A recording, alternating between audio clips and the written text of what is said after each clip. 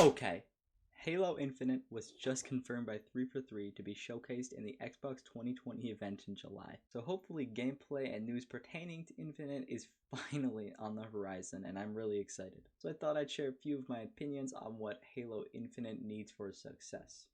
Keep in mind, these are just my opinions, and I understand that not all of these cater to what everyone wants. It's completely subjective. And with that being said, let's jump right into it. Number 1, the first thing it needs is no thrusting or built-in Spartan jetpack mumbo jumbo. No offense to any Halo fans who enjoy this edition, but it is a mechanic that is in Halo merely because it is a trend 343 followed. And Halo should be making trends instead of blindly following other games. It's really not so much an issue with the boosters as much as it is with 343's approach in designing their games. Oh, look! Destiny and Call of Duty did it! Also Titanfall! We should do that too! No. Stop being a sheep. If you want a more in-depth video on this topic, watch Favin's video on it. He explains this topic beautifully. Much better than I ever could. And while 343 actually did an alright job on the movement, it just isn't well implemented in Halo 5. Having so many buttons and abilities under our control can sometimes be a bad thing, believe it or not. My suggestion? Put them in the game via a vehicle or pick-upable equipment. That is, if you have to put them in the game. And you don't have to! I think 343 just really needs to be a trendsetter in the gaming industry. And be their own thing, like Halo used to be in the golden ages. Number 2. A followable story is definitely a must for Infinite. This one doesn't need a lot of elaborating. Halo 5 fell victim to oversaturation of characters, with what, like 8 Spartans on Osiris and Blue Team altogether? And none of them are really relatable, memorable, or even likable, except maybe Buck. I really hope they are able to flesh out the characters in Infinite and make them the polar opposite of the characters in Halo 5. Hopefully there won't be too many of them for simplicity's sake. The plot has really got to be more focused on important stuff and not so scattered around different plot lines that ultimately don't really matter. Like, I like the idea of finally returning to a Halo ring, the feeling of something bigger.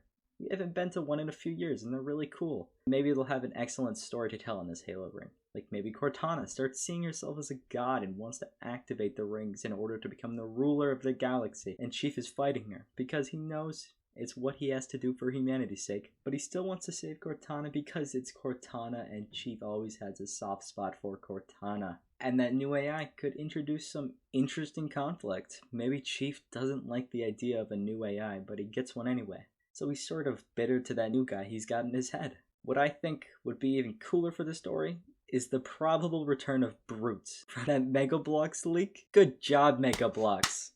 You always come through. Brutes were such a cool enemy to fight in Halo. I really hope they bring them back in Halo Infinite. Something that needs to be changed with the story of Halo is the Prometheans. Why are they even here? Who's controlling them? Cortana? Apparently Jewel M. Dama was controlling them for a while. Maybe they're controlling themselves. And just a little side note here, 343 really needs to change Prometheans significantly and make them not as bright orange, as it is really irritating to look at. I mean, even their death animations are annoying. Make them not as strong so they're more fun to fight. There's no point in having an enemy that's just a nuisance to fight. The fact of the matter is, the Halo community does not like the Prometheans right now. They aren't popular, and they need to be fixed one way or another. I have no idea if killing them off or changing them lines up with lore or anything. Not this skank again. Oh, come on, man. Oh, I can change. Shut up, rat. Your time has come. Alright, first of all, don't interrupt me. Second of all, you couldn't take me out of the Halo games if you tried. Oh, what? No! That leads me to my next point, actually. Number 3, screw the lore. Okay, whoa, Coda, you can't say that. You can't say that. I know. No offense to the hardcore Halo fans. The lore for Halo is spectacular, and I mean no disrespect. But the issue I have is when 343 lets lore get in the way of their games. Halo 5 took a lot of lore to get a total grasp of the overall story, and a lot of players just won't go out of their way to read a bunch of books to understand what the hell is going on in this story. I know I won't. 343 has a lot of respect for the lore, which is good, but Bungie moved lore to the side for their games. you are allowed to do that too, 343. If something in lore doesn't land right in a video game, change it. The game will have been made better by that. Number 4. What we really need is a community that is not split up. A community that isn't divided by the game at hand, but rather brought together by the game, like people under a big umbrella on a rainy day, or an orgy. Well, folks, I'll tell you one thing that's better than a split community. A split screen! But do you guys remember getting a few of your friends together and playing Fat Kid or Speed Halo, or even just making some crappy Forge maps? I sure do, and those are some of my best memories ever. Split screen was just great, and is a staple of Halo in my opinion. The old Halo games just always had that sense of togetherness, and you could really feel the community in the games. Whether that be through the theater mode and the crazy screenshots people would take, or the insanely intense and booming competitive side of the game.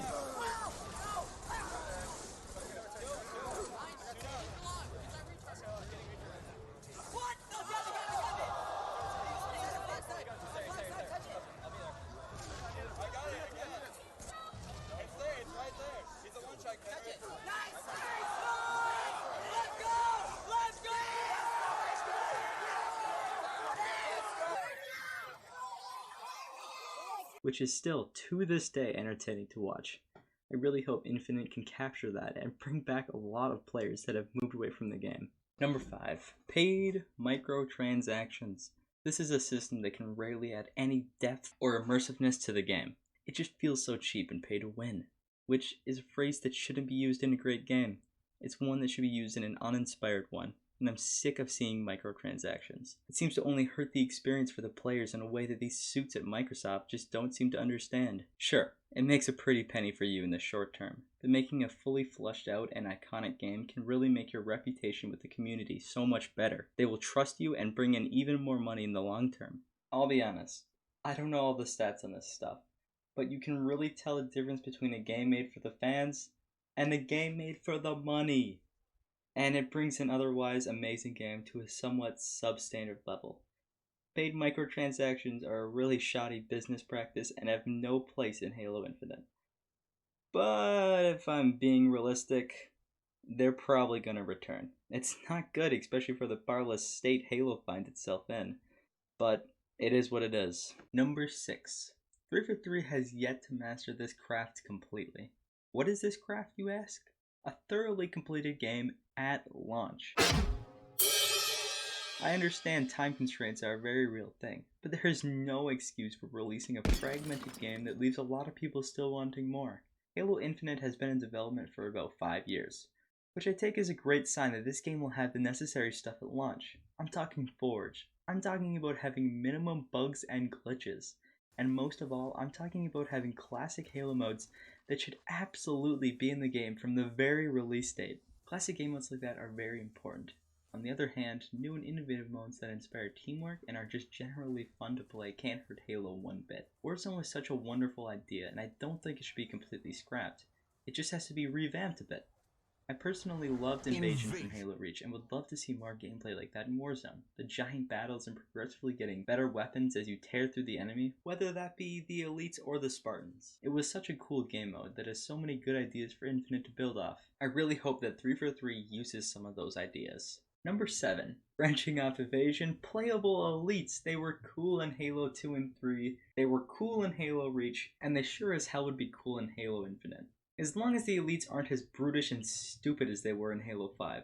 I want the agile and deadly elites, not those big, bulky schlemiels. Halo Reach I think had the coolest design for elites. They were more imposing, had these awesome designs for their armor, and they had really cool assassinations. No doubt about that.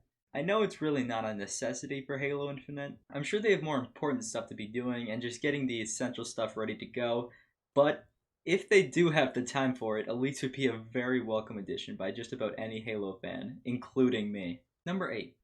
I would say they need to go back to classic Halo style, but from the trailers we already know that's a thing. So good job 343. I love how the game looks. Master Chief looks like a certified badass in that classic and new armor mix. Not to mention he's got some sort of Halo Reach variant assault rifle and that classic recharge noise. It was pretty pretty good. And on top of that new guy in the Discover Hope trailer has already shown so much character. You can really relate and sympathize with him and his situation. His pure joy at Chief Awakening was so uplifting. I hope the rest of the game does this guy the same justice that this cutscene did. I'm a big fan of subtle storytelling, like how his beard gets a little longer as the camera pans around that hologram. And while we're talking about that hologram, it's just so sad and full of emotion. The guy is a dad who doesn't think he'll ever see his family again. We see that hopelessness in his face. He had almost given up, then BOOM! Master Chief is back, baby. Just everything about that trailer was flawless. I don't want to be too hard on 343, they're really doing a great job listening to the community, and they really seem dedicated to making this their best Halo yet. I really hope it is.